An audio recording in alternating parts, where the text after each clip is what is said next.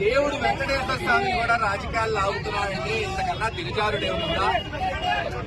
కల్తీ నియంత్రణ, లగ్లలో చెప్పరాని పదాలు, మరి ఇష్టం వచ్చినట్టు ఒక ముఖ్యమంత్రిగా ఉండి మాట్లాడితే స్వయాన సుప్రీంకోర్టు అనేది ఏంది బాధ్యత కలిగిన వ్యక్తులు ఇలా మాట్లాడేది అని ఆ రోజున ఘోషిస్తే సిట్టేశాడు. సిట్ ఏం జరిగింది?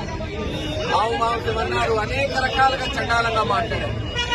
చివరికి అది కాదంట ఈరోజు మళ్ళీ కొత్తగా ఒక నిర్వచనంకి వచ్చారు. కెమికల్స్ ఉన్నాయి, అసలు ఏది పడితే అది రోజు ఇంత దిగజారుడు రాజకీయం బహుశా రాష్ట్రంలో ఎవరు చేసి ఉండదు. ఒక ధైర్యం కలిగిన నాయకుడు తాను చేసిన పనులు, తాను చెయ్యబోయే పనులు చెప్పి ప్రజల్ని మెప్పించాలి, ఒప్పించాలి. అంతేగాని వెంకటేశ్వర స్వామిని కూడా రాజకీయాలకు వాడుకుంటున్నారంటే ఇలా ఏమనాలి నాకు అర్థం కావట్లేదు. చివరికి ఎవరైనా ఇప్పటి వరకు చూసాం, ఒక పార్టీ ప్యాంప్లెట్ వేసుకుని, ఒక పార్టీ పోస్ట్ పెట్టింది, ఒక పార్టీ బ్యానర్లు కట్టింది. ఏం కట్టుకుంటావు? మా నాయకుడు గొప్ప, మా నాయకుడు ఇది చేశాడు, మా నాయకుడు అది చేశాడు అని చెప్పుకోవాలి.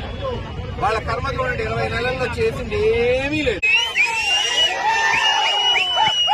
దమ్ము ధైర్యం ఉంటే మీ ముఖ్యమంత్రి ఏం చేశాడో వేసుకో, మీ ఎమ్మెల్యే ఏం చేశాడో వేసుకో, మీ ఎంపీ ఏం చేశాడో వేసుకో. అది దమ్ము ధైర్యం అంటే. లడ్డు చూపెట్టేయటం, మీరు మన ఏ లడ్డు ఇచ్చారా?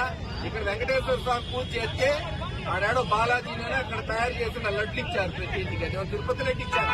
అయినా మేము ఎక్కడ విమర్శించరా, ఎందుకంటే పద్ధతి కాదు, ఎవరి ఇష్టం వాళ్ళది. మీరు సక్రమంగా లేక బాబు జగన్మోహన్ రెడ్డి గారిని విమర్శిస్తారా? మేము చేసిన పనులు ఉన్నాయి, దాంట్లో పోటీ పడండి. ఇదిగో నేను ఒక మెడికల్ కాలేజ్ తీసుకొచ్చా, ఇంకోటి తీసుకురా దమ్ముంటే. అది లేదు.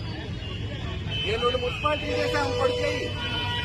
నేను ఇన్ని స్కూళ్లు బాగు చేశాడు జగన్మోహన్ రెడ్డి గారు, మీరు చేయండి, తప్పులేదు. మేము జాతీయ రహదారి తీసుకొచ్చాం, ఇంకోటి చేయండి.